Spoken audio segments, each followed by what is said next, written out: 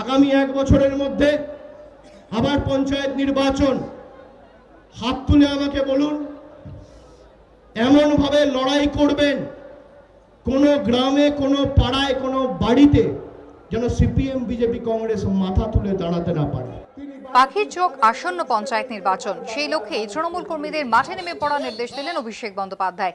বৃহস্পতিবার বারাসাতের কাছারি ময়দানের সভা থেকে একদিকে যেমন দলীয় কর্মীদের উদ্বুদ্ধ করতে বার্তা দিলেন, অন্যদিকে তেমন একযোগে নিশানা করলেন সিপিএম, কংগ্রেস, বিজেপিকে।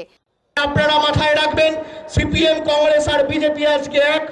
নীতিহীন সিপিএম, চরিত্রহীন কংগ্রেস আর উদ্দেশ্যহীন আর ক্ষমতালোভী বিজেপি আজকে ঐক্যবদ্ধ হয়ে মমতা বন্দ্যোপাধ্যায় তৃণমূল কংগ্রেসকে আক্রমণ করছে। 2019-এর লোকসভা ভোটে কেন্দ্র থেকে মোদী সরকারকে হটিয়ে ধর্মনিরপেক্ষ সরকার গড়ারও ডাক দেন অভিষেক।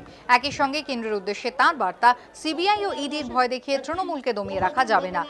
আমাদের নেত্রীর নেতৃত্বে দিল্লিতে নোটবন্দির বিরুদ্ধে একাধিক আন্দোলন হয়েছে।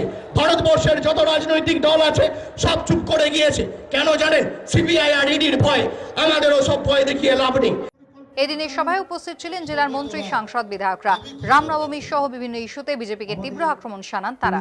বিতনু চট্টোপাধ্যায়ের রিপোর্ট, এবিপি আনন্দ।